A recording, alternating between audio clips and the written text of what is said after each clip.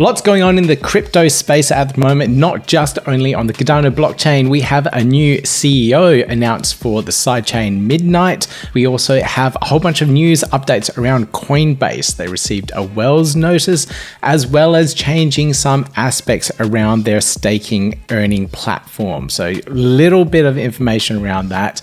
And we also have Cointelegraph taking advantage of AI, or not using it appropriately, to create more FUD around the Cardano ecosystem. Let's get into it. Crypto's the future, really it ain't. So quite a few new news stories this week, and it spans across the crypto space, not just Cardano, but it does affect Cardano in different ways. But my first news story here, this one is specific to the Midnight sidechain that is being developed. Now, Midnight, if you don't know, is a privacy sidechain built on Cardano. So it's going to inherit a lot of Cardano's security features because it's connected to the chain itself, but also has its own layer on there which allows users to store more private data securely on chain.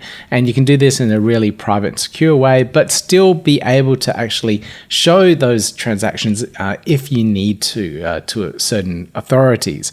So a user can do that if they're asked for certain transactions or whatever it is. But we have the new CEO now announced for this, and this is Aaron Barak, and he's been appointed as the new CEO of the sidechain and bringing in a whole wealth of experience and knowledge in the crypto space and also the fintech space, which is really, really important. So he helped establish Finos, the FinTech Open Source Foundation, as well as working through a whole bunch of other things. And let me just pull up his resume here for you from LinkedIn. And there's a little announcement saying that he's taken the position. But I'm just going back here and looking at some of his background experience. And here as Chief Operating Officer of Symphony, you just look at this resume here. So he grew the company from inception to 700 staff and over 1 billion enterprise valuation within 7 years. Built books of business $1 to 100 ARR and double-digit growth year on year. So that's incredible for anyone to do, actually, to bring that kind of growth into a company. And having someone like that with that kind of experience in the fintech space is someone that is really, really appealing, I believe, for Midnight sidechain, and all the use cases for it, all the companies that could potentially use it as well, could open up a lot of possibilities. Now, it's not just the experience that comes with working at a company like Symphony and providing all that growth, etc., but also the connections that he would have made over the years, over 7 years of working with this company, all the financial institutions that he now is tapping into and bringing with him for Midnight. So that's really, really important, really key to think about. So we're going to see a lot of interesting developments with the Midnight sidechain, and I'm looking forward to seeing what happens there. So Aaron, welcome to the Cardano community. Be prepared for a lot of criticism from the community. It's a very vocal community, and I think a lot of eyeballs be watching what you do. But again, welcome to the community. Now, I did check out what Symphony does. I didn't know the company myself, but you can see here their tagline is connecting financial market workflows. So it's connecting all those parts of the financial ecosystem together in a compliant way. So I think that's a real key thing here. So I'll be interested to see how this goes and what happens with the future with Midnight. My next news story here is from Paris Blockchain Week, and the Cardano Foundation not only wins all the online polls on Twitter, they also won the People's Choice Award at the Paris Blockchain Week, which is absolutely fantastic. You can see the award being accepted there, which is absolutely awesome. So it gives you those little feel-good vibes, I guess. Now, my next big news story here is this is an article that came out from Cointelegraph talking about the risk of staking Cardano or staking ADA on the Cardano blockchain. And here, just some highlights. This is from Philippe. High transaction fees. So that's apparently a risk. There are no high transaction fees. That's not quite right. And then secondly here, additionally, since staking pools must remain online 24/7, they remain potentially vulnerable to cyber attacks. Users risk losing their funds if pool operators is not security conscious. Now, so many factual errors there that we really need to address and if you have a look at the comments down here, we really, a lot of people commenting, yeah, maybe this whole article was written with AI. And, I'd play around with ChatGTP and some other platforms like Jasper constantly, and going through and writing articles like this. If I just typed in the question, what are the risks of staking Cardano, it will spit out something very similar to this, pulling information from all sorts of sources, thinking that Cardano is like Ethereum, and pulling a staking source article from there and not getting it actually right. So you really do need to actually proofread all this and make sure the information that is going out is correct. And I highly, highly suspect that AI is involved in this one, and they just did not proofread or fact checked anything and thought it was okay to push out. So here where it says high transaction fees, that's really incorrect.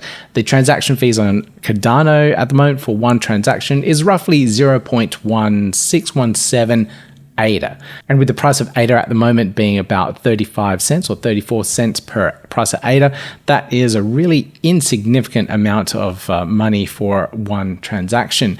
So this may be trying to refer to or talk about the fixed fee that you have on a lot of ADA stake pools, and that's the 340 ADA.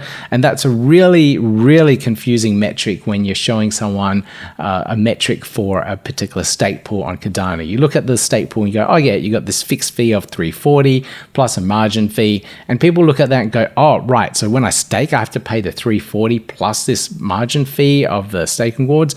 And that's totally incorrect, and it's a really confusing thing for a lot of brand new stakers.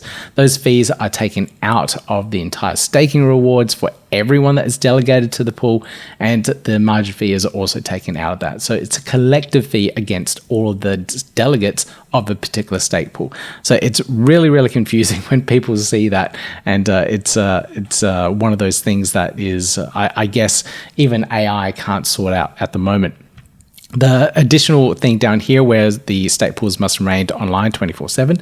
Yes, they do. There are a lot of redundancies in the place where relays or backup block producers nodes are available on a lot of these stake pools. So in terms of a risk of being online, not so much. Vulnerable cyber attacks, it's very uncommon for it to be attacked. It's very hard to do. It's very resource intensive. Lastly, the comment down here about users risk losing their funds. You must remember that ADA staking is non-custodial, meaning when you stake your ADA, it never leaves your wallet. You only point your wallet to that particular stake pool. So any staking on the Cardano blockchain is totally always in your control. So the stake pool operator never ever touches your ADA, and that is a huge benefit on the Cardano blockchain. So you always retain your ADA within your wallet. You just point your wallet as a pointer, delegate it to a particular pool, and you start earning your rewards from there. So absolutely love how ADA staking works. Absolutely hate this article spreading misinformation about how Cardano staking is risky. We'll get there one day, but when AI gets it wrong as well, I think we've still got a long way to go.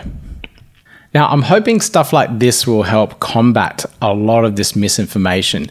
So here, Cardano Spot is one of those projects that Amerigo is behind, and they're producing a lot of really good content within the Cardano ecosystem at the moment. So they're collecting content from all different sources, writing really good articles about it, and doing it in a really controlled manner.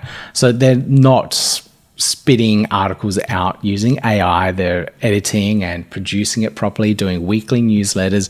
And here they have a statement where they've teamed up with Cointelegraph to actually try and spread the word about Cardano to the broader crypto ecosystem. So I'm assuming there'll be a lot more articles going out on Cointelegraph from Cardano Spot.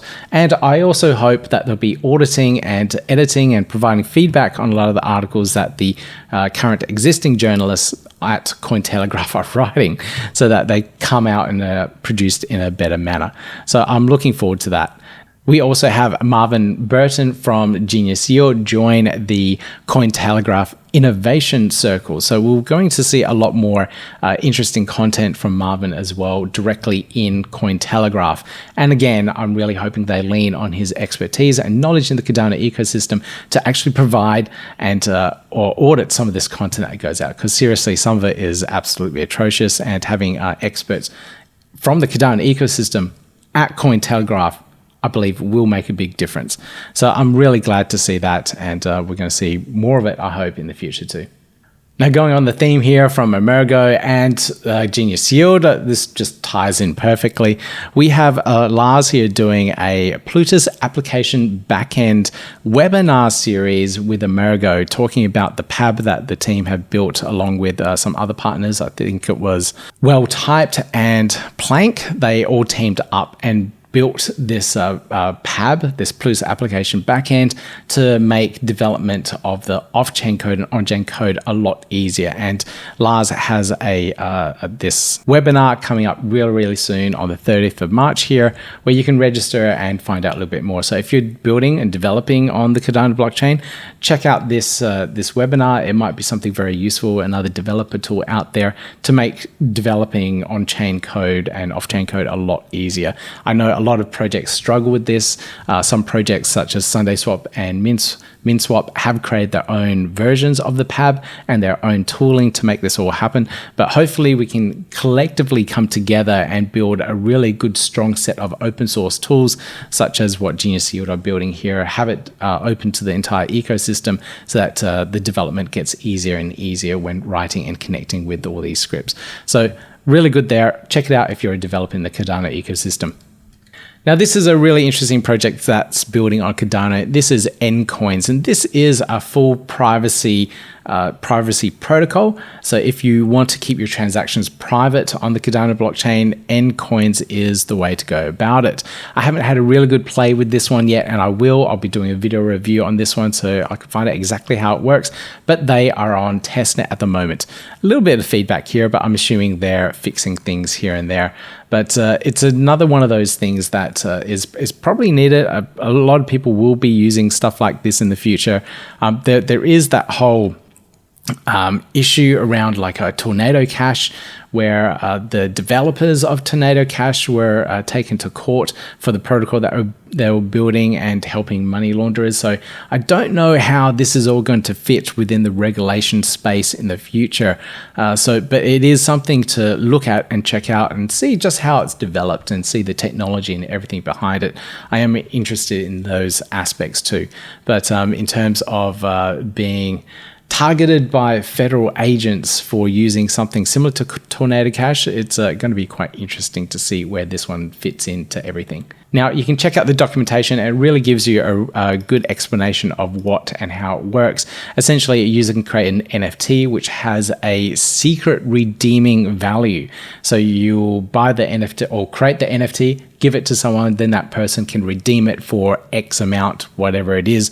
They, between the parties, I'm assuming they would know what that value is and they can redeem it anytime. Or maybe you can create one and then just sell it for a random amount. It's kind of like a lottery. Who knows how much ADA you'll get out of it? I don't know. So there's an interesting sort of use cases out of this, and it's going to be interesting to see how people use it or if they use it at all. It's a interesting protocol. Like I said, it's on public testnet at the moment. So if you want to have a play around with it, please feel free. Links for you in the show notes.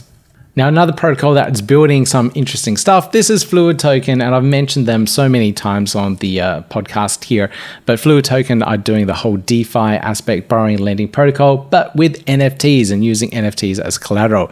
Now, I've been using their platform a little bit, but they have gone through Fluid Tokens 2.0 now, so a new version of the platform, whole brand new design, and I really do like it.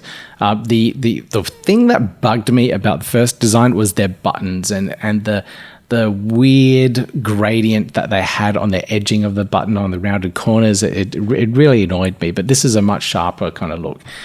That's the only comment I really had. It really annoyed me. But this is a much cleaner interface. You can see everything at a glance as well, or the different projects that are listed on the platform, as well as how to use it. So it's really cool. Now, if you haven't checked out the Fluid Token ISPO, they've got an ISPO, initial stake pool offering, going on at the moment. So if you're interested in earning some of those Fluid tokens, which are a part of their entire ecosystem, check that one out. Again, links for you in the show notes down below.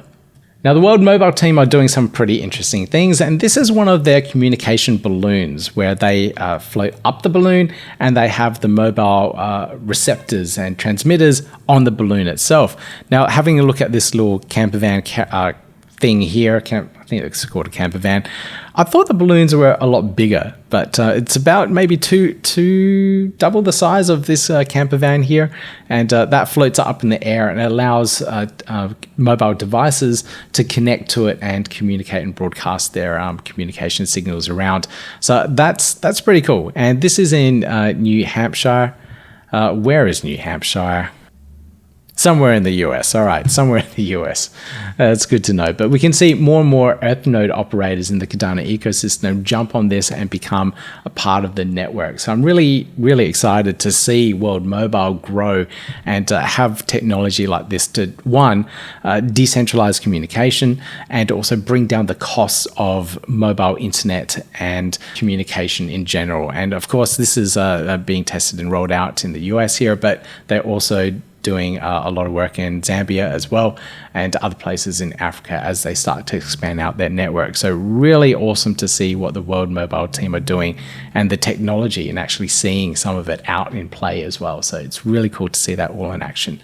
Now this team here, Marcel, I met briefly at Rare Bloom, but he is the CEO of Eternl, the wallet which a lot of the Cardano ecosystem use, and it's absolutely brilliant and very technical wallet. Has all the bells and whistles, everything that you can find under the kitchen sink with an extra stove thrown on top.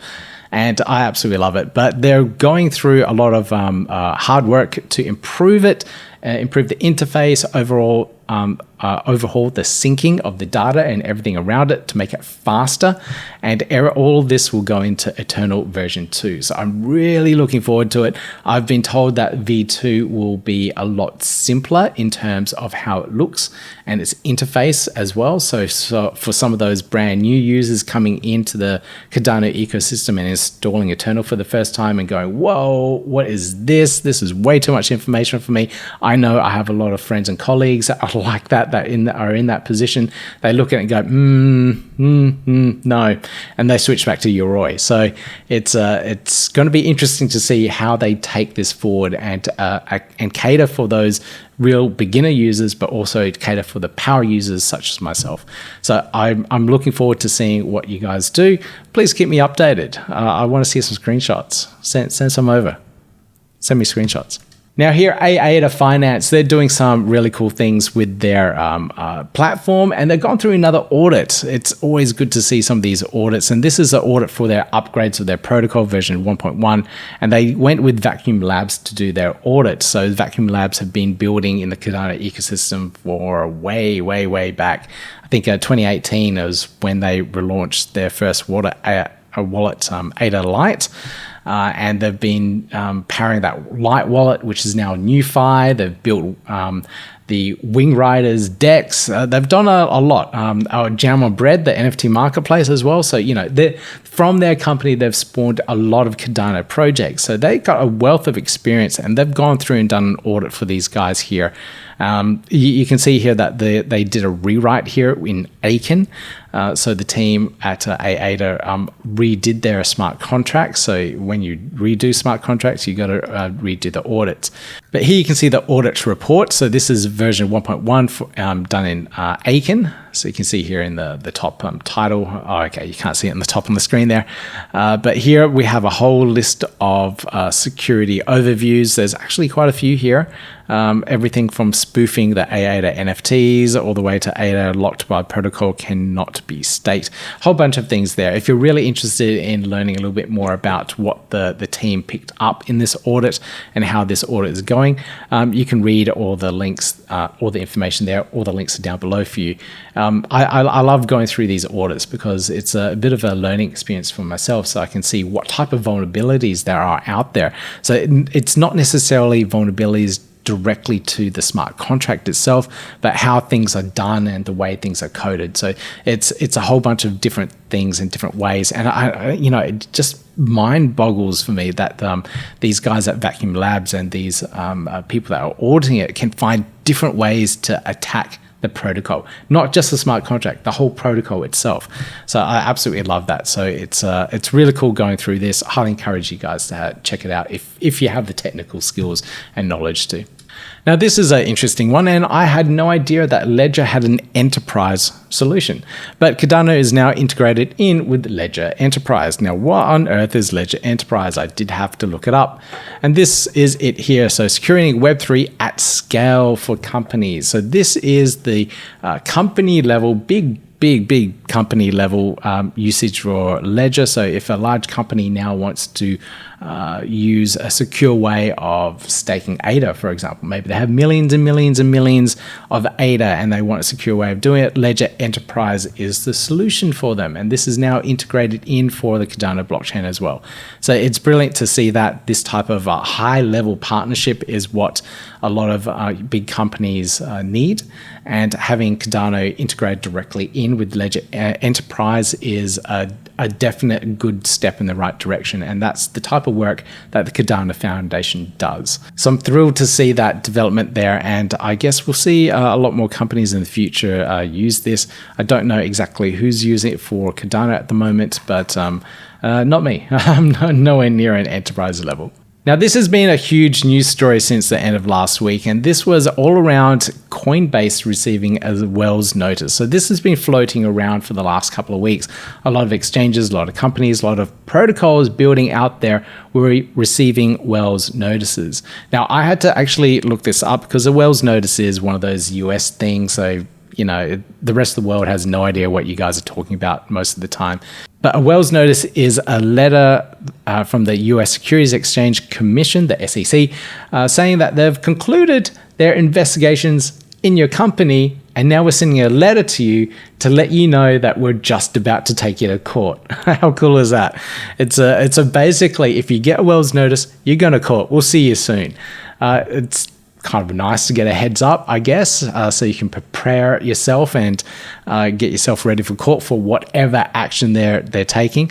So 2 years ago, the SEC did review the Coinbase's business and in detail and approved Coinbase to go public on the NASDAQ. So not only did they go through everything and give them tick approval, but they gave them tick approval to go public. That's a huge thing.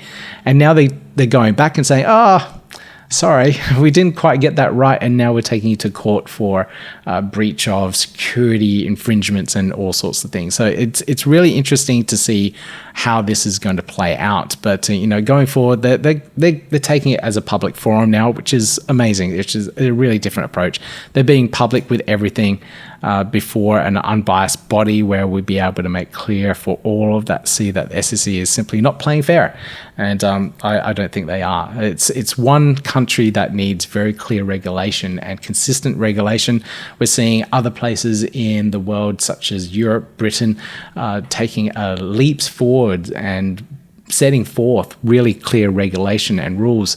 Even here in Australia, we've recently had a paper that went out for review, and that is going, it seems like it's going in the right direction for everyone that is working in the cryptocurrency industry.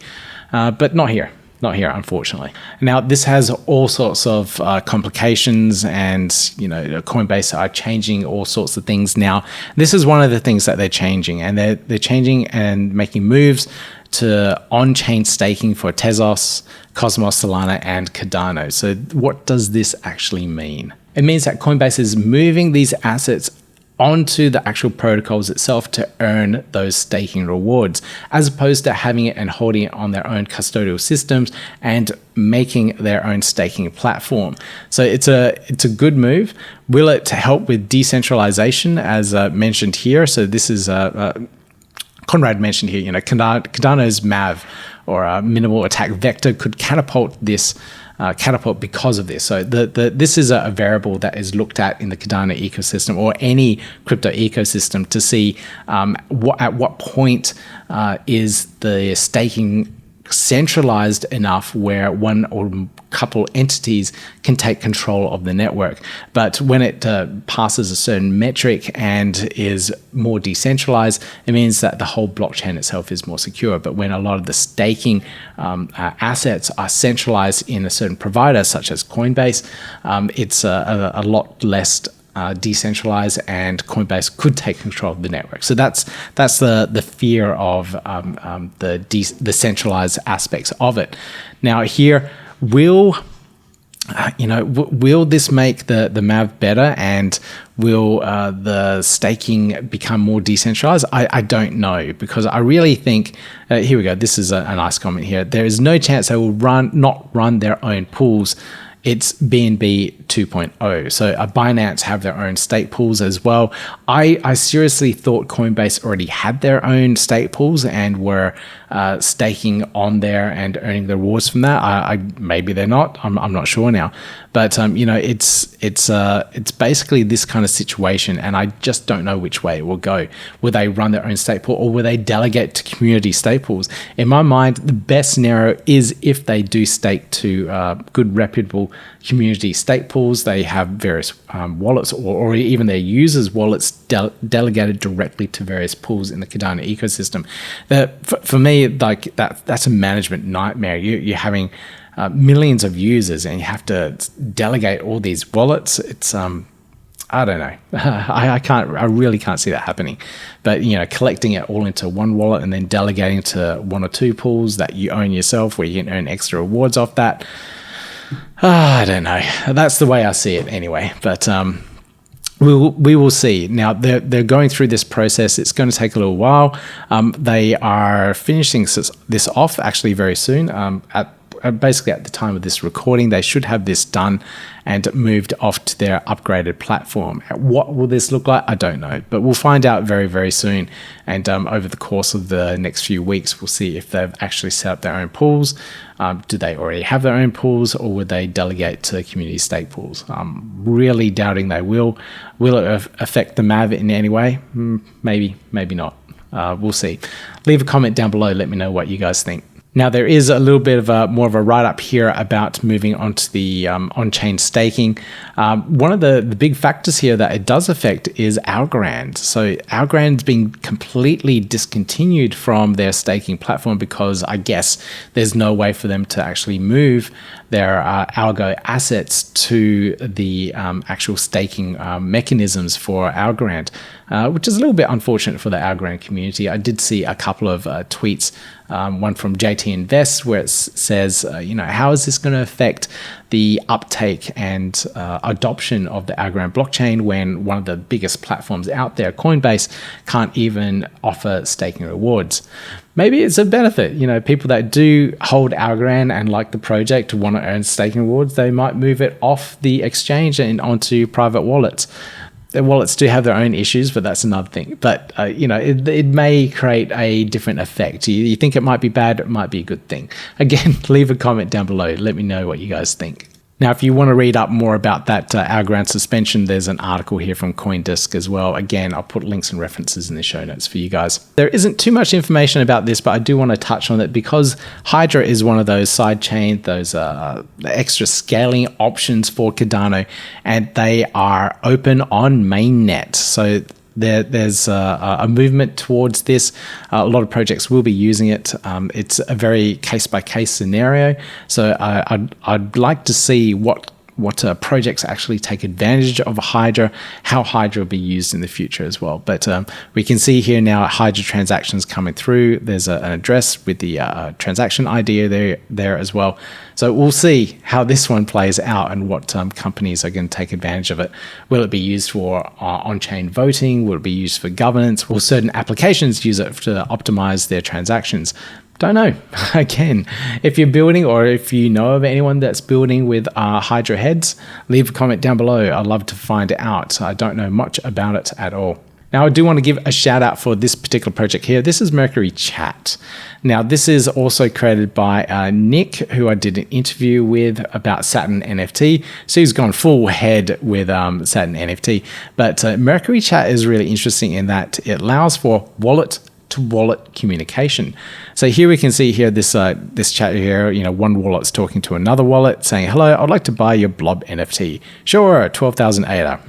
Bit steep. How about 1,000? So you can see that kind of conversation between wallets. So if you ever, for me, as a stake pool operator, I've always wanted to talk to certain people on my stake pool, and I can now with this type of platform. I can actually talk to all of the stake pool delegates for my stake pool, so I can tell them about opportunities. If you're staking to our pool, don't forget to claim your rewards at this particular epoch from this platform, because it's the only time to do it. So little things like that would be great if I could actually send them a message there so that they can read it and know what's going on with the stake pool in general, or I can give them reports, all sorts of things like that. And it's really kind of useful communication tool, and because it's anonymous as well, that's a really good aspect. I don't need to know your email address, I don't need to know who you are, I just need to get this message out to you because it's kind of important for the stake pool. So this Mercury chat is an interesting platform. I think the first glimpses of it was late last year, but I will have a play around with it and let you know exactly how it all works. This is the Cardano index token. So this is from the Blueshift team. It's a project that I work for. I do all the social media and comms for the team. I'll do a lot of the article writing, but they have finally registered the Cardano index token on the Cardano side of things. So the Cardano index token, if you go to Blueshift, Blueshift works as a portfolio DEX. So it has a group of basket tokens as opposed to single trading pairs that you see on a lot of other DEXs. So the Cardano index currently is made up of Copy from Cornucopias, ViFi from Finance, NMaker token from the NMaker ecosystem, and also Blues tokens from Blueshift. So we have those 4 tokens in there, and that makes up the whole Cardano index. So this index token here is a representation of all of those tokens together. And now it's being released on the Cardano ecosystem. So you can actually trade the index token itself. So it's kind of like an LP token that you might get when you're providing liquidity to a certain DEX and you get the LP tokens back. This works in a very similar fashion, but now you'll be able to actually stake this on various other DEXs in the Cardano ecosystem and have that liquidity of the index move around, traded freely, and have a nice representation of those projects, those cross-chain projects building on the Cardano ecosystem. So it's a really interesting one there, and there's a lot more announcements coming out soon about that. So please follow the channel and you'll find out more about it really, really soon. Now, this is my final news story. I've been promising to give these guys a shout out for a little while. This is ADAOZ. They have their NFT-based game launched. I believe they're playing it through the PlayMint platform as well and whatnot. You can get the NFTs for it. You can play within the ecosystem. I do have to admit the artwork is pretty cool and the story and lore and everything around it is really nice as well. But if you're interested in GameFi in the Cardano ecosystem, check it out, ADA-Quest.com. You find out more information about that. But that is all I have this week for the Cardano news update. Quite a few news stories, a little bit different in that I covered a lot of different things out of the Cardano ecosystem and in the crypto space in general, but it all affects Cardano in general too.